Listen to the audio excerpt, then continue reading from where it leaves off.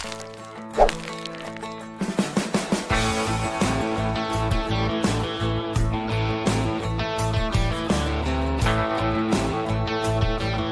time to get chiseled with Rob Commodari.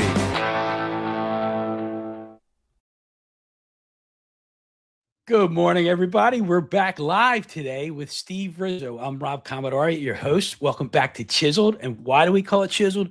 Because we're all a work in progress and we're a continual work in progress. So I'm here again. Steve has been a frequent guest. I just can't get rid of the guy. But anyway, he keeps coming back and he blesses us with his wisdom. He's a former comedian, let's call it, and he big time comedian. He got out of the comedian world into personal growth and development. He's an awesome speaker, best-selling author, and he wrote the book Conversations with Bob, which I highly encourage you to read. It's a great book, and it's a conversation with Steve. And you can imagine who Bob is. And Steve, can I give it away? Go right ahead. God, it's between Steve and God, but he calls it Conversations with Bob. So anyway, Steve, welcome back today. It's great to be back. Great to be back. And we're going to, today we mentioned early on that we're going to talk about the toxic labels that a lot of people have, where they come from, and how to handle them. Correct? Yeah. Yes. So talk to me. Talk to me about these. Like, we all have these. What is a toxic label? Let's start with that. Look, here's if your life isn't working on any level,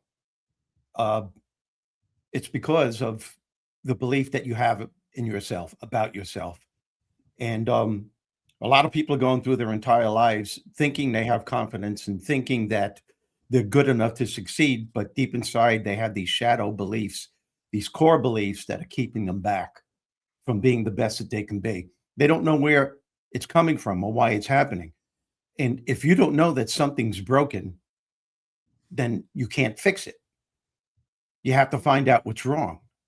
You know, it's like if your car breaks down on a highway and you don't know what it is, and you open up the hood and you're saying, okay, it's something in here, something's broken. That's why the car's not working. And now you have to figure out what that something is. And you have to get to the core of the problem. Well, it's the same thing with your life. And a couple of weeks ago, I was at my brother's house, my younger brother, who was a really great athlete when he was younger. And I was very athletic too when I was younger. Even though I was small in stature, I had what it takes to play football, to play baseball. I was playing sports with my friends since I was 10 years old. And it's funny how life works sometimes. One day, that day when I was at my brother's, we were talking about his football days, you know, and the touchdowns that he scored. And he's shorter than I am. And he said to me, how come you never stuck with football? Why did you quit? Why did you leave? And I didn't quite know the answer until I started driving home. And on the way home, something very emotional hit me. And I got out of the car, I went into my house, I'm sitting down, and that thought is still with me, that process. And I remember one day I was 13 years old, I was in 8th grade, and I was on the football team. And my father asked me, you know, how practice was. And I said, it's good. And we're having dinner, and my brother looks at my father and says, hey, Dad, what does it mean when the coach calls you a fish? And my father started laughing. And he goes, well, that means that you're clumsy. Supposedly, that's what the term means when you're playing football. That means you're clumsy, you drop the ball a lot, and you fall down a lot. And he said, why did you ask that question? And he said, well, that's what the coach said that Stephen was. And I never remembered the coach saying that, but my brother apparently heard it. And the whole family started laughing. And I started laughing too, because I was so embarrassed. I wanted to cover up the humility. But I realized it was that type of negative labeling that molded the direction for a great part of my life. Because I'll tell you something, Rob, that next morning, I wrapped up my football equipment. I put it in front of the coach's office door, and I never tried out for football or a sport after that. Ever. Well, so Steve, you're talking about a label that somebody else placed on you, and you recognize that, and because of that negative label, you walked away from football. Right. So a question I have is, so you got that, let's call it in hindsight. So a question I have, and maybe you want to get to this later in the show here today, but it's people have negative labels, and some people don't even know they have negative labels. That Exactly. label, that label was pointed out to you. So if I'm a guy that's walking around with negative labels and nobody points it out to me, how do I figure out I got negative labels going on? Well, that's my point, and that's what we'll get to in a little bit because this thing continues. Okay, so I let that go, and I remember sitting in the stands. I went to every game with my father to watch my brother score touchdowns. And even though I was overwhelmed with happiness for him, there was something in me that was just felt empty. And that same year in eighth grade, towards the end of my eighth grade year, my mom and dad uh, was sitting in the guidance counselor's office with me. This is mandatory for all students because he wanted to go over the rest of my curriculum for the rest of my school years to prepare me what I'm going to do after I graduate. At that time, they didn't have computers, they didn't have anything like that. This guy just had a stack of papers and he said, Steve, so tell me what you want to do with your life. I said, I want to be a teacher. And he stood there and he went, well, and my father looked at him and said, what's with the well? And he said, well, let's just say that Steve doesn't have what it takes to go to college. Okay. He never said if he's going to go, going to have to go tutoring. He's going to have to go to extra help. He just said it. But the sad truth is that I believed him, and so did my mom and dad, because as great parents as they were from the old school of thought. Back in the day, parents thought that, a doctor's word was God, a teacher's word was God. And they figured this guy's got to know what he's talking about. Look at his title, guidance counselor. If he doesn't know, who does? So not only did I let this man tell me what I couldn't do with my life, I let him tell me what he thought I should do. So you go a couple of more years after that, in my senior year in high school, I was a custodian after school. Now, this story is building up for a reason. I want your listeners to listen to this, how this whole thing can be blown out of proportion. So I was a senior in high school and I was a custodian after school. It was the best part-time job any student could ever have. The money was incredible. I worked 4 hours every day after school cleaning certain areas. And one of my areas on my senior year was to clean the administrative offices, dusting, sweeping, getting everything ready. And I noticed these lists of paper. Remember, I said there weren't any computers then. Everything was done, filed. And I'm looking at these papers and I'm realizing these are the lists of who's going to be in the school yearbook on my senior year, where they have best dressed class clown, most likely to succeed. And I'm looking at all these lists who might be the most likely to succeed. And then I saw this list, least likely to succeed. And holy crap, I was on that list with about 12 other people. Now, apparently, it never made it to the yearbook because the way I looked at it, the teachers would not allow that. But the students created a list. And apparently they thought I was one of the ones that was going to be least likely to succeed. And I thought nothing about that. And I didn't take what the guidance counselor said in eighth grade to heart. But I realized when I graduated and went to the real world, it was that type of negative labeling that molded the direction for a great part of my life. Yeah. I mean, a great part of my life. And decisions that I had to make, I was nervous to make because that voice, I call it the big mouth inside your head, is saying, hey, you better be careful. You remember, you're not smart enough to do this. And I'm going to segue to something else now,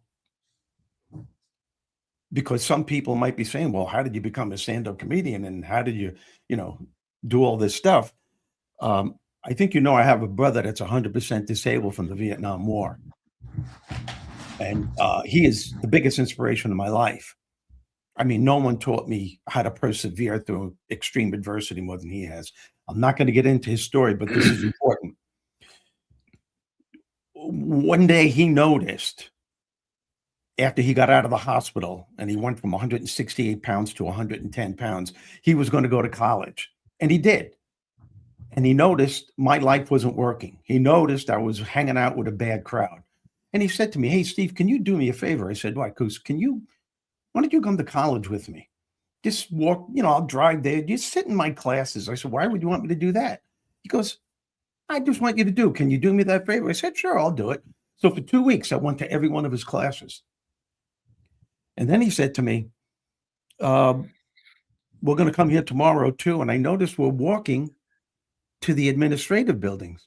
I said, "Where are we going?" He said, "We're going to the administration." I said, "You're signing yourself up for next semester?"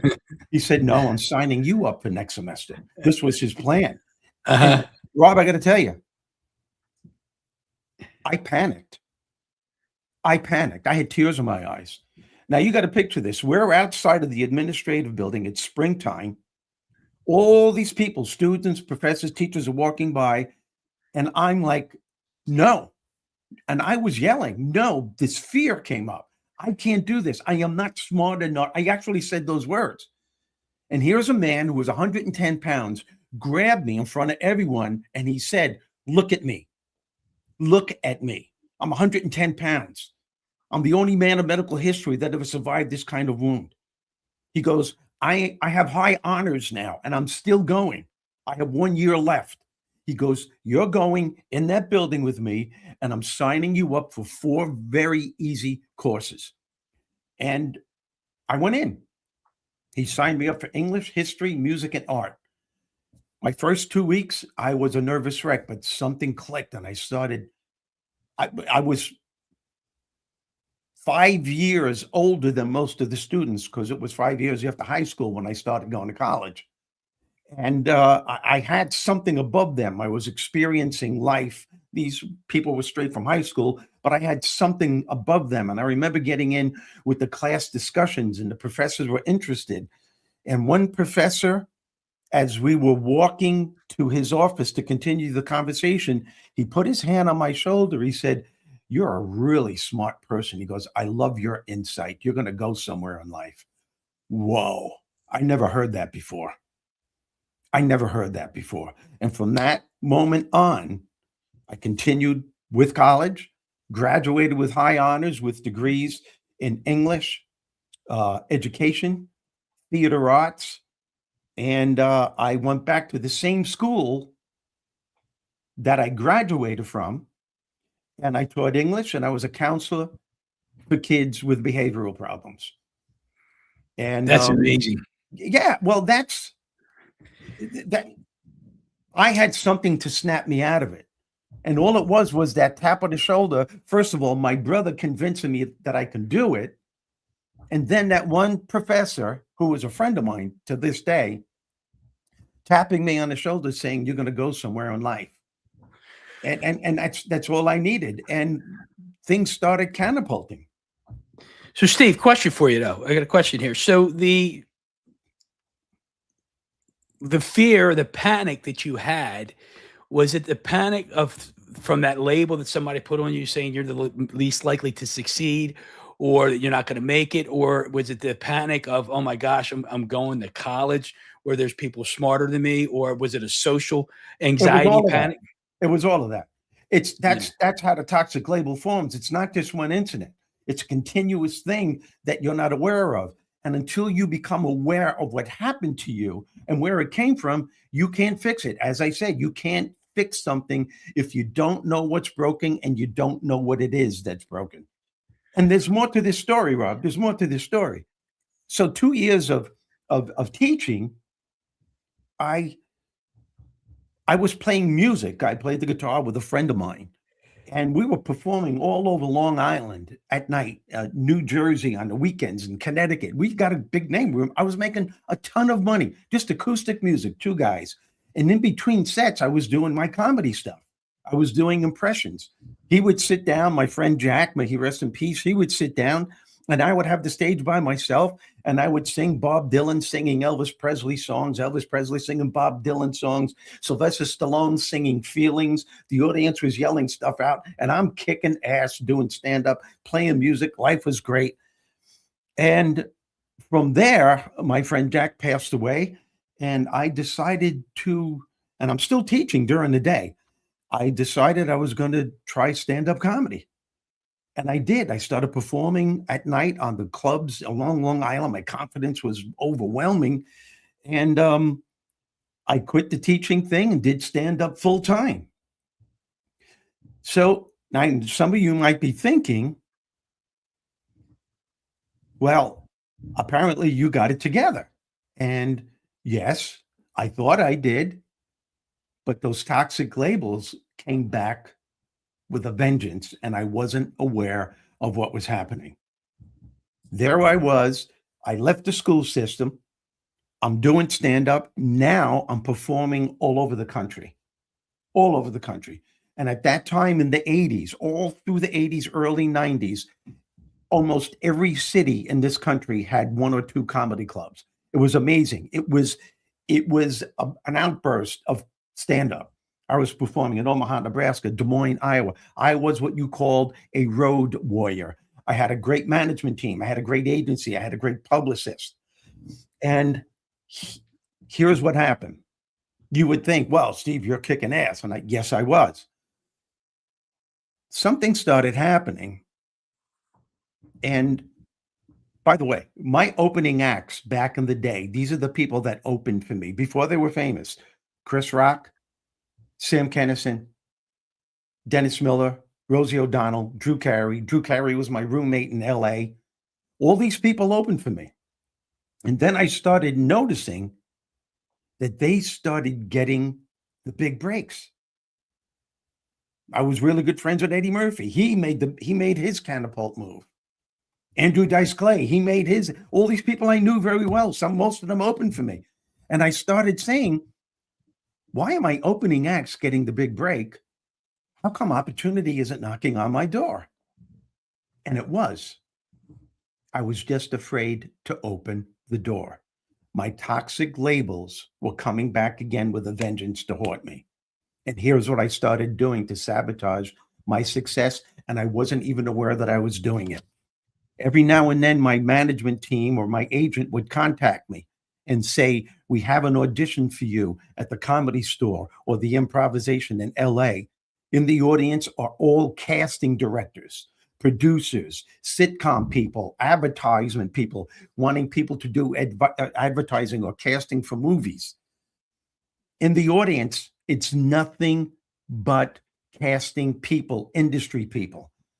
And what I found out, the reason why I was avoiding it, and I kept saying, hey, I can't do that. I'm in Omaha, Nebraska that week. It wouldn't be fair. I'm going to be selling out. And they're saying, Steve, we'll get someone to take your place. You're doing stand-up to get to the next level. I'm giving you these opportunities, but you keep turning them down. Why are you doing this? And again, that's when I realized I was sabotaging my career, because performing in front of the industry people symbolized they have the power to tell me I'm not good enough.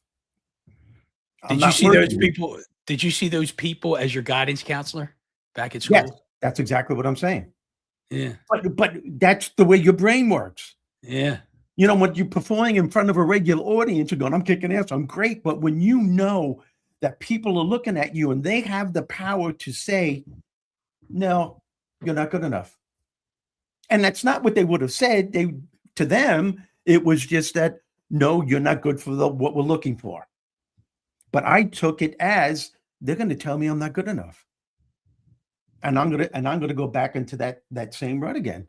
And when I found out that that's what I was doing to myself, I was so upset with myself. And then I went on, another quest to better myself.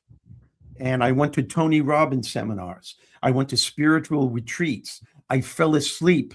They had cassettes then and DVDs then on my headphones, and I would fall asleep with affirmations. I did everything you could possibly do.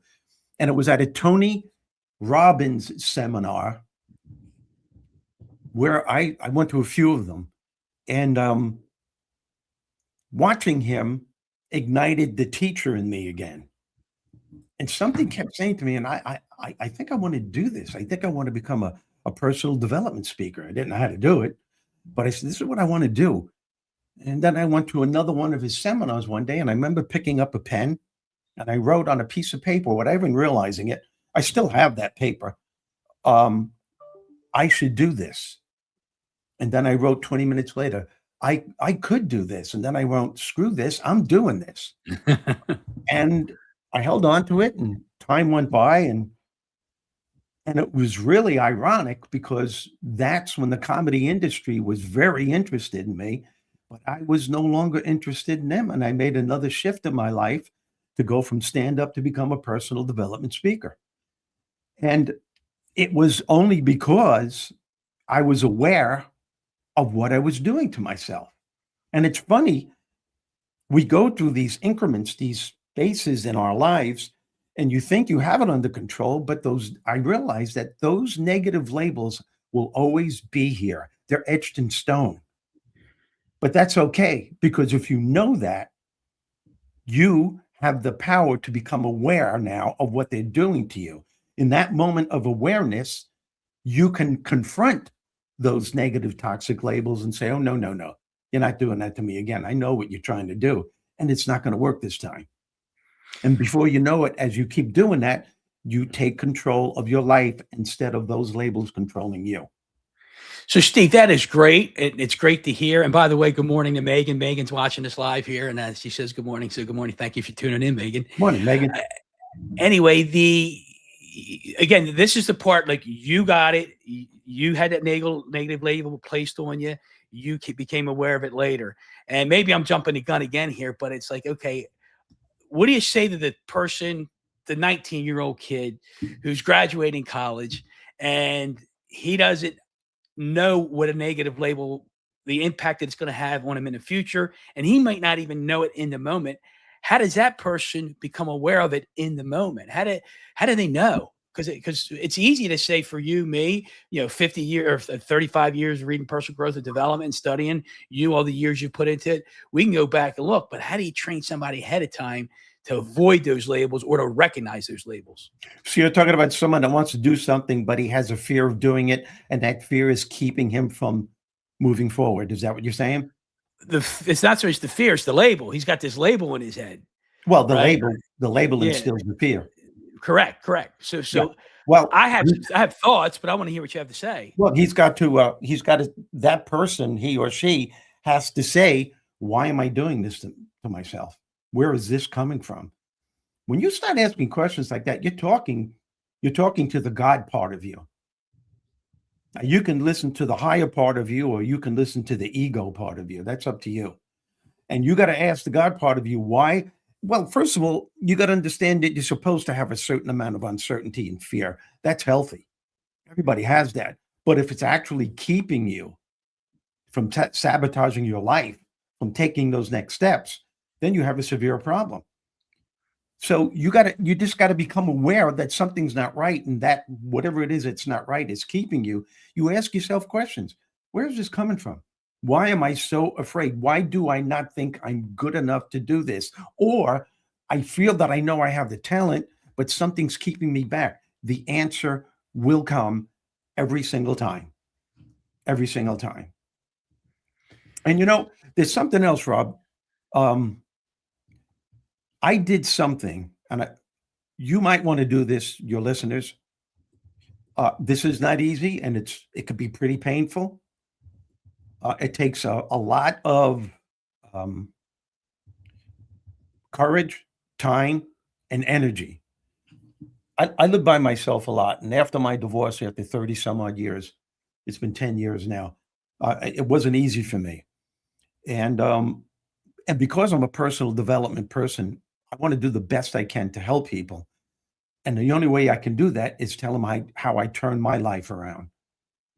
And there's something that I decided to do many years ago. I remember it was in my bedroom, and I made a vow to myself to stay in my bedroom for 3 days. Okay. I call this time traveling. 3 days. And what I did, I didn't stay in the bedroom the whole entire time that I went to get something to eat, but I went back in my bedroom again. And it was just reading stuff, listening to stuff, trying to figure out just things in life. But here's the purpose to this thing. I would sit there. I didn't go to kindergarten, which was the start of my problems. Okay. This is what time traveling did for me, because I moved from Brooklyn to Long Island and I was too old to go to kindergarten. So they had to put me right in first grade.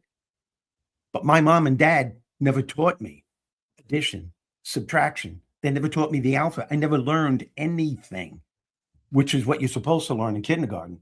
So I was in first grade and I went into first grade and I'm sitting there. I went into a meditative state. Then all of a sudden, I went back right into first grade and I actually experienced my first grade teacher tapping me on the head with a red pencil, going, "What is wrong with you? What is wrong with you? You should know this," and squeezing onto my shoulder, leaning over me, breathing on me with her red pencil, going, "This is wrong. This is wrong. This is wrong. You should know this." And I got that almost the entire year from her.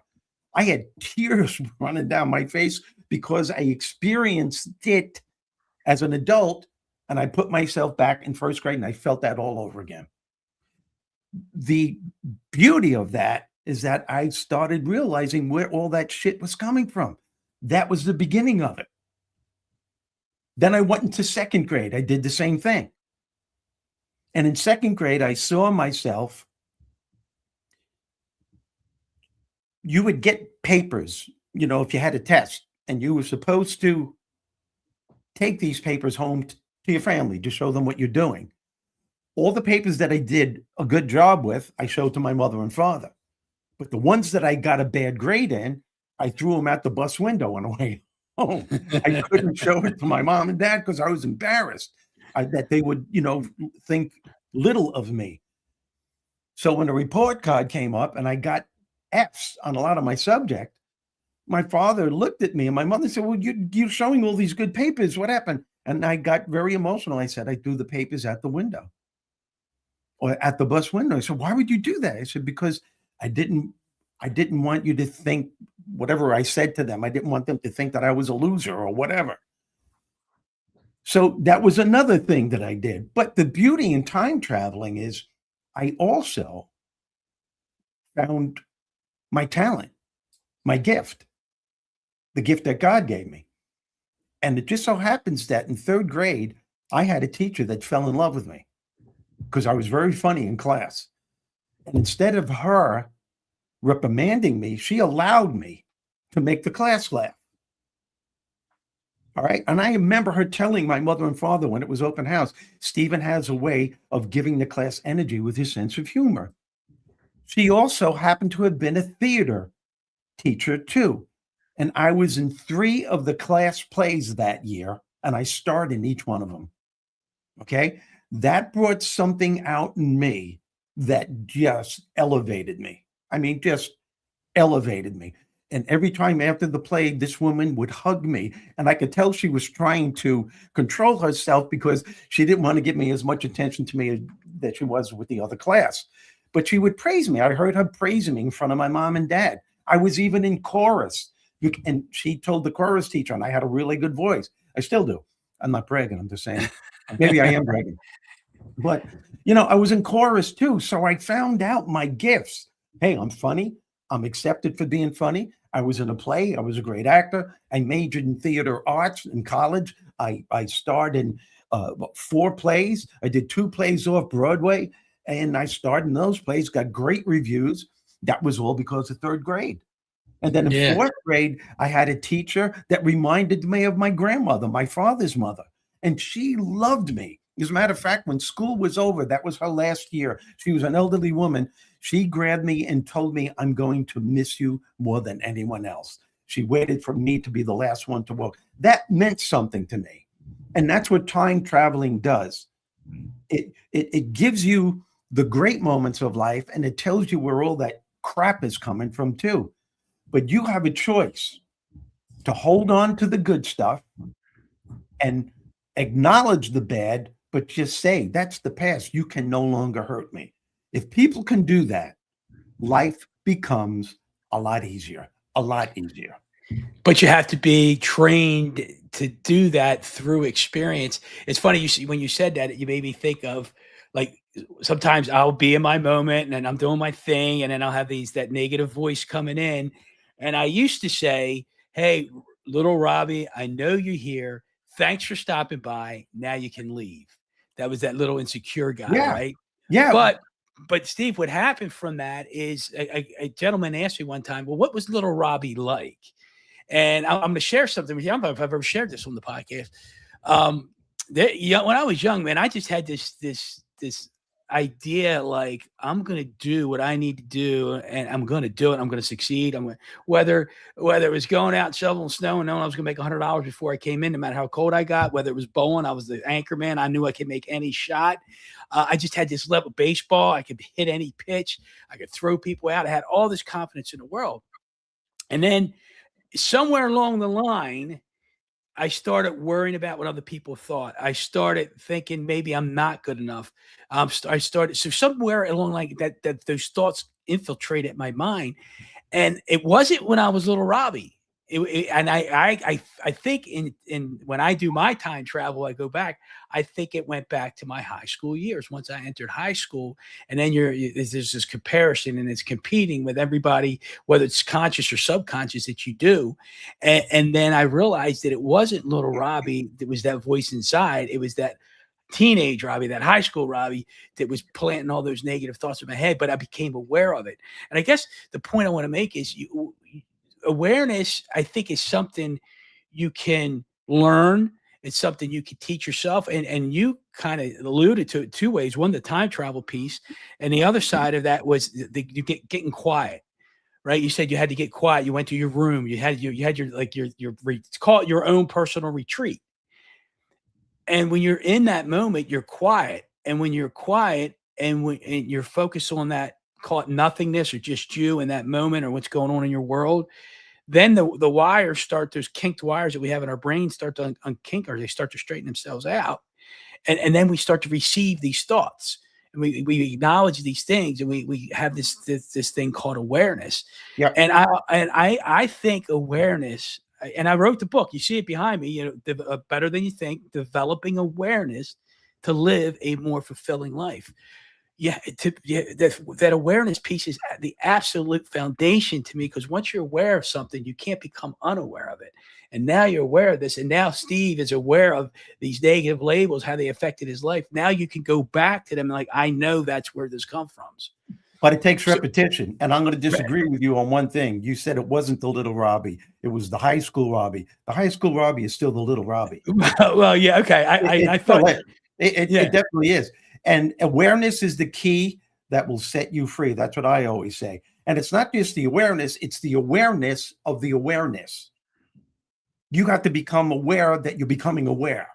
Yeah. Okay? And these moments come up all the time in us. And there's something else I just recently started doing. And you ever been, you're by yourself, and that's another thing, Rob. A lot of people are afraid to spend time with themselves because stuff from their past pops up. I was just talking to a good friend of mine, a woman, very smart woman, and it was just yesterday, ironically. And she was talking to me about that. I can't spend time alone by myself. I said, well, why? And she said, well, too much stuff comes up. And I said, well, man, you got to acknowledge that stuff. And she said, well, why would I want to acknowledge something that scares the crap out of me or hurts? I said, because, and here is why. And this is what I want people to get. Because those memories that come up, in my view, is your soul, your higher self telling you that you better acknowledge what I'm saying to you. I'm giving you a gift right here. I'm giving you an opportunity to find out you're living the life that you're living, why you're afraid to spend time by yourself. Have you ever done that though, Rob? Have you ever sat down somewhere, or you're with your friends and somebody says something that hit something on you that brought you back to something that hurt, and your first impression is, whoa, I don't want to stay there. And so what do? You have a drink, or you go home, you put the TV on, you do anything to avoid that moment that brought you back to something that hurt. And I honestly believe that that something is a gift. It's your soul. It's a gift from your higher part, from God, your spirit, telling you this is something that you need to acknowledge. Because if you don't, it's going to keep coming up in different ways throughout your entire life until you face it and learn from it. Because once you face that adversity and you learn from it, that's what empowerment is all about. Because once you become empowered, then you could say, this is not going to happen to me anymore. And if it does, you could just look at it and go, nice try, but it's not going to work. I actually talk to my negative labels. I really do. I have names for them. The name I call is the big mouth inside my head. And it's your ego. It's that part of you that solidified something, a belief system in your head that will tell you that you better be careful because this isn't going to work. Remember what happened the last time. Remember, everyone laughed at you the last time. And you just got to say, no, not this time. It's not going to happen. Yeah, you see, one thing you said about acknowledging it, Steve, I think is important because you said you talk to your labels or you acknowledge them. It's like I used to be the guy that like, oh, that hurt, get me out of here. Now I'm the guy like that might have hurt, and I'm like, I'll ask myself the question: what is the source of the hurt? Why does it hurt? And you said ego, right? But I might ask the question, I might say something in defense of something, or I might feel the need, my ego might feel the need to bring something up in a public environment. And then I'll say it. And then I'll ask myself, why did I feel the need to say that? Where did that come from? And you start asking yourself these questions. And I think it's important for people to hear that when you're asking yourself these questions, whatever answers you get, I think it's important to journal this stuff, put it down in writing, because you may or may not remember it. If it's that much of an aha moment, you're going to remember it for a long time. But I think it's important, I mean, vitally important, to put it down in writing so that if and when it happens again, you can go back to, how did I handle this the last time this happened? Yeah, and you got to figure out the right time to write it, because if you're on that train of thought, if you're going back and these things are happening, you got to feel it before you start writing it. If you start writing it and the feeling, experiencing it isn't over yet, you're going to nip it in the bud before you get to the end of it, is what I'm saying. But yeah, writing it down is important.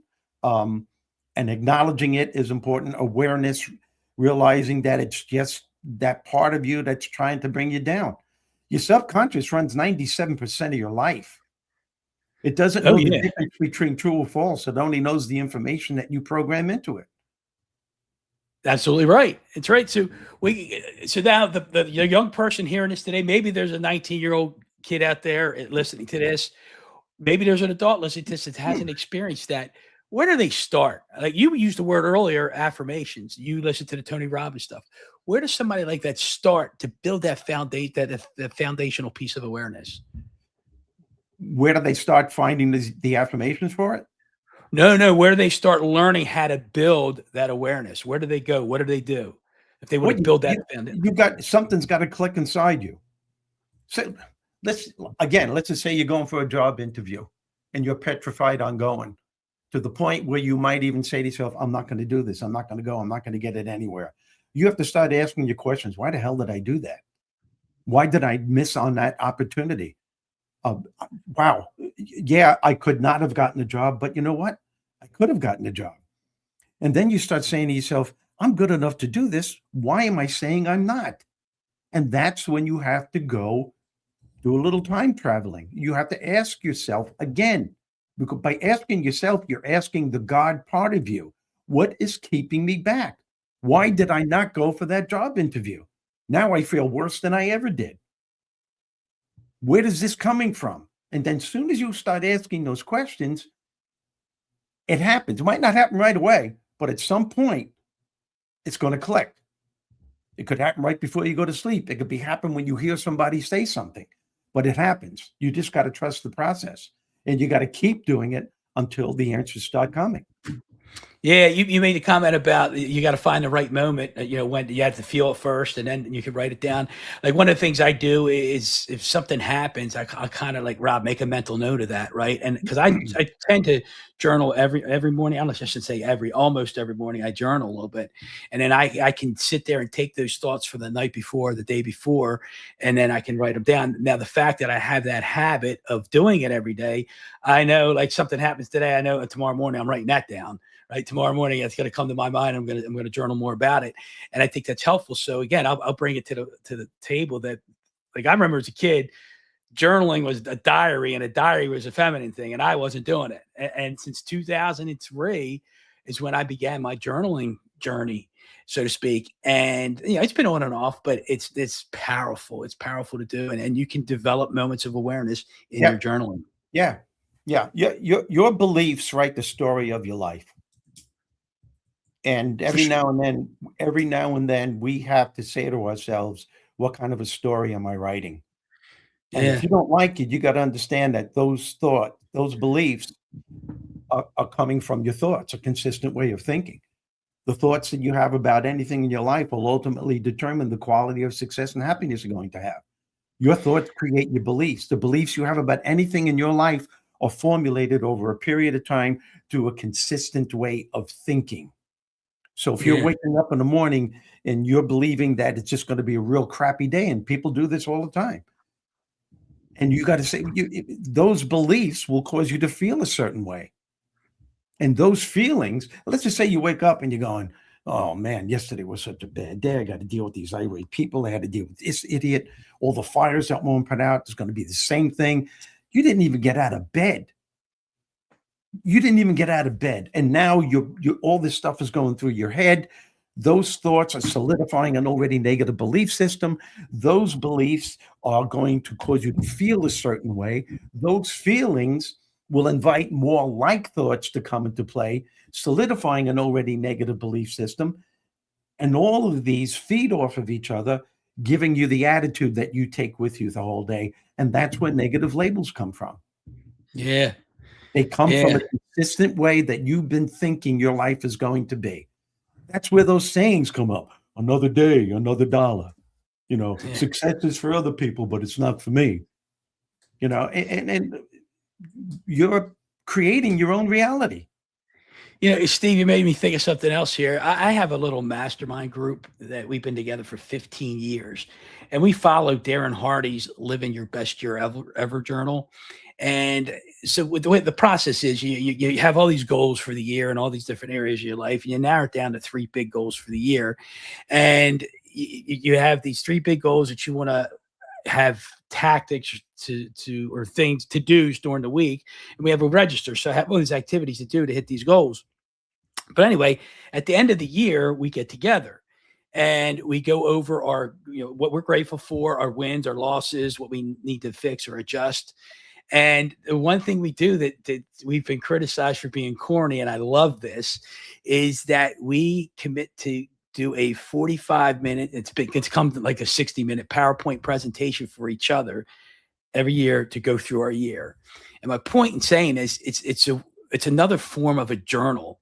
And for the last 15 years, I have, as you said, I have the story of my life in PowerPoint, in a PowerPoint format. And if you can do that, and it's work, it's a lot of work. But if people could take their lives 1 year at a time and like put it in a PowerPoint presentation, you have your journal, your handwritten journal, and like my writing's sloppy. So a lot of my kids or my wife, whoever sees it when I pass on, they're not going to understand half the stuff I wrote. But when they see this PowerPoint that's a visual of my life year after year after year, they get to see my story, but I get to see my story. I get to go back and I get to look at my successes. I get to look at my struggles, and I see it on a screen. And I do this. I have this presentation that they put together. It's like your story. It's called Your Story.